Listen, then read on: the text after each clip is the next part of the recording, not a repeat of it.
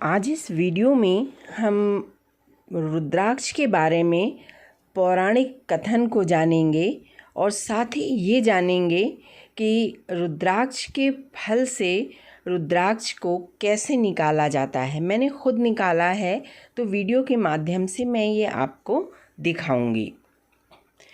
तो ये जो रुद्राक्ष होता है, ये क्या होता है? देखिए, आध्यात्म के मार्ग पर जाना हो या किसी भी महाशक्ति के करीब जाना हो, तो उस स्थिति में हमें एक माध्यम की आवश्यकता होती है। और जो रुद्राक्ष है, ये एक सशक्त माध्यम होता है स्पिरिचुअलिटी की ओर हमें ले जाने के लिए। तो देखिए कि इसके बारे में एक पौराणिक कथा है कि किस तरह से रुद्राक्ष की उत्पत्ति हुई। कहा जाता है कि एक बार भगवान शिव काफ़ी लंबे समय तक ध्यान में मग्न बैठे रहे। ठीक है, इतना ध्यान मग्न थे कि उन्हें अपने आप का कोई होश नहीं था। उन्हें आसपास क्या चल रहा है इसका कुछ भी होश नहीं था। बिल्कुल परम आनंद की स्थिति में वो आ गए थे। तो परम आनंद की स्थिति में जब वो आए, ही अटेंडेड सुप्रीम ब्लिस। तो उस परम आनंद की स्थिति में तन मन की सुध भूल गए थे। सांस भी उनकी बहुत ही हल्की चल रही थी और इस परम आनंद के कारण उनके आँखों से आंसू बहने लगे थे। देख के लगता नहीं था कि उनके अंदर जीवन है। आँखों से बहने वाले आंसू की ये बूंदें ही उनके जीवित होने का प्रमाण दे रही थीं, एक संकेत दे रही थीं। तो these tears that fell on earth became रुद्राक्ष। और कहते हैं कि परम आनंद से उपजी ये आंसू की बूंदें जब धरती पर गिरी तो ये रुद्राक्ष का रूप ले लिया इन्होंने, है ना। तो रुद्र यानी कि शिव, रुद्राक्ष यानी शिव के आंसू। ठीक है, तो इन शिव के आंसू या जो कि रुद्राक्ष के रूप में बदल गए, इन बीजों को, इन रुद्राक्ष को, इनके अंदर एक विशिष्ट प्रकार का स्पंदन होता है जो कि काफ़ी सकारात्मक प्रभाव डालता है व्यक्ति के ऊपर। और इसी कारण से इनका उपयोग आध्यात्मिकता के क्षेत्र में आगे बढ़ने के लिए किया जाता है। तो ये रुद्राक्ष के बीज तो बन गए, पर चूँकि जैसा कि हम सबको मालूम है कि शिव भगवान कहाँ रहते हैं, कैलाश पर्वत पर। तो कैलाश पर्वत से ये रुद्राक्ष के बीज जब नीचे आए, नीचे भी कहाँ आए, उस जगह पर आए जहाँ बहुत ऊंची ऊंची पहाड़ियाँ थीं, पहाड़ी इलाका था। और एक ख़ास ऊंचाई पर जब ये गिरे तो वहाँ की मिट्टी से, नमी से, पानी से ये अंकुरित हो कर के रुद्राक्ष के पेड़ के रूप में परिवर्तित हो गए। तो रुद्राक्ष के ये जो पेड़ हैं, देखिए यहाँ पर ये रुद्राक्ष के पेड़ हैं और इसमें ये रुद्राक्ष लगे हुए हैं। ठीक है, तो इन्हीं पेड़ों पर जो कि एक खास ऊंचाई पर उगते हैं, रुद्राक्ष के फल लगते हैं। देखिए रुद्राक्ष के फल लगे हैं और यहाँ देखिए नीचे ये रुद्राक्ष के फलों को काटा गया है, तो इनके अंदर से ये रुद्राक्ष के बीज मिले हैं। तो ये जो रुद्राक्ष के पेड़ हैं, ये मुख्य रूप से नेपाल में, थाईलैंड में और इंडोनेशिया में पाए जाते हैं। तो इन्हीं के फल के बीज को हम रुद्राक्ष कहते हैं। तो रुद्राक्ष जो हैं कई प्रकार के होते हैं। इनके अंदर जो स्लिट होते हैं, आप देखिए कि ये एक स्लिट है। ठीक है, तो इन स्लिट के आधार पर इनको कई मुखी में बांटा गया है। एक स्लिट होता है, एक मुखी होते हैं, 2 स्लिट होता है, द्विमुखी होते हैं, 5 अगर स्लिट होते हैं तो पंचमुखी होते हैं, 10 स्लिट है तो 10 मुखी होते हैं, 14 स्लिट है तो 14 मुखी तक के रुद्राक्ष हमको पाए जाते हैं और इन रुद्राक्ष को धारण करने वाले के ऊपर काफ़ी सकारात्मक ऊर्जा उसको मिलती रहती है। लाइफ बहुत ही सेटल्ड रहती है। तो रुद्राक्ष को कैसे धारण करते हैं? मोस्टली जो रुद्राक्ष की जो है, रुद्राक्ष को माला के रूप में धारण किया जाता है और माला धारण करने का जो वार है, या तो हम इसे सोमवार को धारण करते हैं या पूर्णिमा के दिन या फिर अमावस्या के दिन करते हैं। तो सवाल ये उठता है कि रुद्राक्ष की माला में कितने बीज होने चाहिए? तो रुद्राक्ष एक हो सकता है या उसमें 27 हो सकते हैं या 54 हो सकते हैं या एज़ यूजुअल जैसा कि होता है 108 रुद्राक्ष इसमें हो सकते हैं। तो देखिए, अगर आप रुद्राक्ष को धारण कर रहे हैं तो अगर आप एक रुद्राक्ष धारण कर रहे हैं या कैसे भी धारण कर रहे हैं, तो अगर इसे आप किसी धातु के साथ पहनते हैं तो इसका जो सकारात्मक प्रभाव है, पॉजिटिव एनर्जी का प्रभाव है, ये कई गुना बढ़ जाता है। फॉर एग्ज़ाम्पल आप देखिए कि यहाँ पर जैसे आपने देखा कि ये रुद्राक्ष सोने में मढ़ा हुआ है, ये 2 चांदी में जड़े हुए हैं और आप देखिए कि ये अष्ट धातु में जड़ा हुआ है। तो इस तरह से इनके जो प्रभाव हैं ये काफ़ी बढ़ जाते हैं। ये रुद्राक्ष के फल हैं। जब मैं नेपाल गई थी, वहाँ डोलेश्वर महादेव मंदिर में जब महादेव जी का दर्शन करने के लिए हम गए थे, तो वहाँ पर पेड़ों के नीचे बहुत सारे हमको ऐसे मिले थे।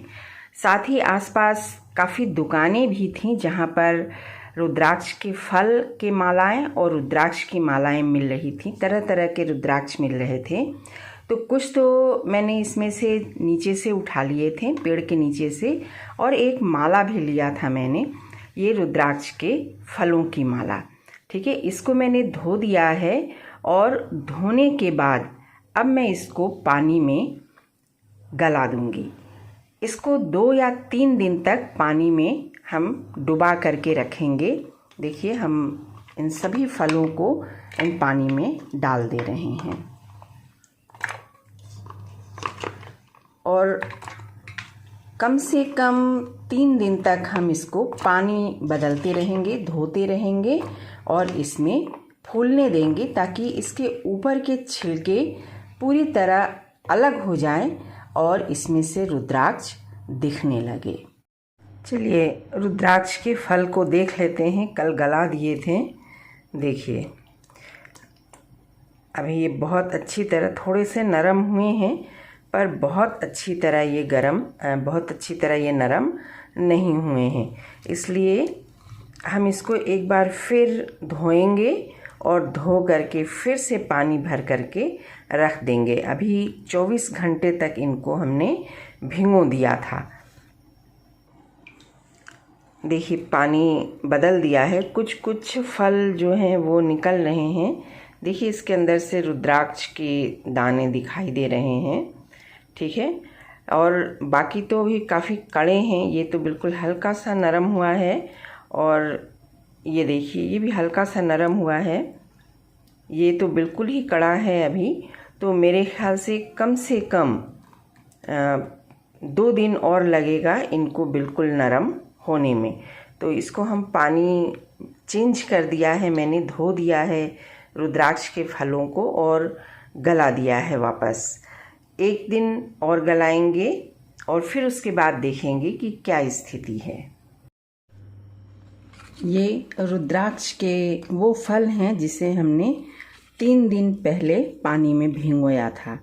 3 दिन हो गए, पानी बदलते रहे हैं और अब हम एक बार और बिल्कुल साफ पानी से इसको धो करके और फिर हम इसके ऊपर का जो कवर है, जो कि फल कहलाता है, फल को हटाने की कोशिश करेंगे ताकि अंदर से रुद्राक्ष के दाने निकल सके। तो आइए चलते हैं, अब रुद्राक्ष के इन फलों को खोलते हैं। इस तरह से इसके कवर को हम हटाते हैं। चाकू ना भी लें तो चम्मच से भी काम चल जाएगा। काफ़ी सॉफ्ट हो गए हैं ये। जब आप इन रुद्राक्ष के फलों को के ऊपर से आप इसको हटा देंगे कवर, तो उसको हटाने के बाद, साफ़ करने के बाद आप देखेंगे कि रुद्राक्ष कैसा है। एक मुखी है, दो मुखी है, पंचमुखी है, सप्तमुखी है ना। ये आपकी किस्मत है। ये मेरे पास एक साफ़ ब्रश रखा हुआ था, उसका मैं यूज़ कर रही हूँ। क्योंकि ये पूजा में यूज़ होता है, इसलिए कोई गलत सामान मत यूज़ कीजिएगा। अगर आपके पास ऐसे रुद्राक्ष के फल हैं और आपको मौका मिले कभी इस तरीके से साफ़ करने का, तो है ना, साफ़ सफाई का थोड़ा ध्यान रखिएगा। पूजा पाठ में ये काम आता है। आप देखिए, आपके सामने मैंने इसको अनपील करके दिखाया कि ये रुद्राक्ष के दाने निकल आए हैं। हम देख रहे हैं इसमें एक स्प्लिट यहाँ दिख रहा है, एक यहाँ दिख रहा है। ये द्विमुखी रुद्राक्ष है। ठीक है, अब हमने एक और अनपील किया था पहले, और आप देखिए कि ये जो रुद्राक्ष है, मेरी किस्मत इतनी अच्छी है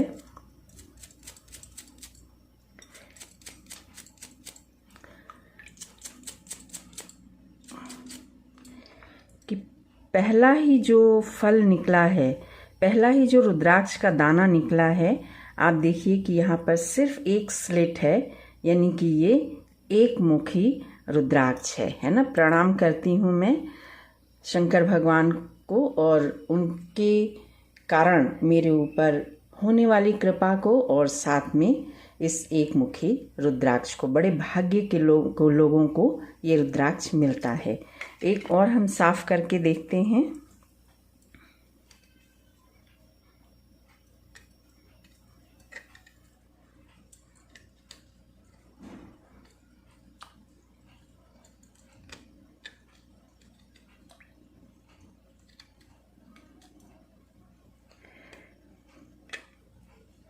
रुद्राक्ष जो है नेपाल में बहुत ज़्यादा पाया जाता है। हाल में ही हम नेपाल गए थे, सड़कों पर भी ये काफ़ी मिल जाते हैं गिरे हुए।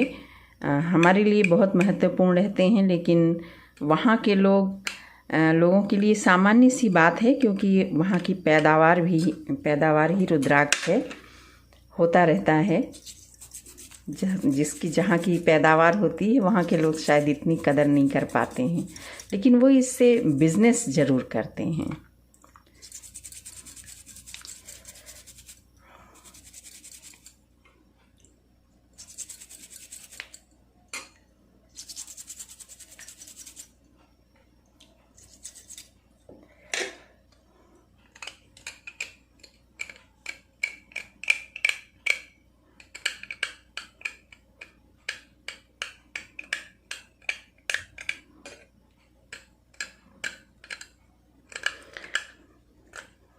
इन रुद्राक्ष को साफ़ करने के बाद जब ये इनको सुखा देते हैं, पानी इसमें से मॉइस्चर हट जाता है, तो इसको तेल में थोड़ी देर के लिए डिप करके रखते हैं।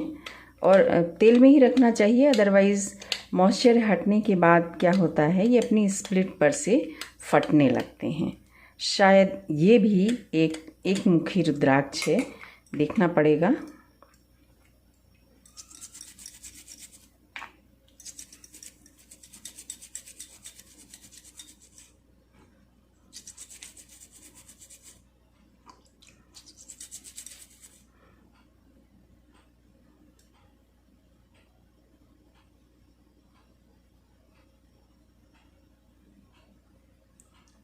इसमें भी सिर्फ एक ग्रूव ये नज़र आ रहा है, और ये भी एक मुखी रुद्राक्ष ही है।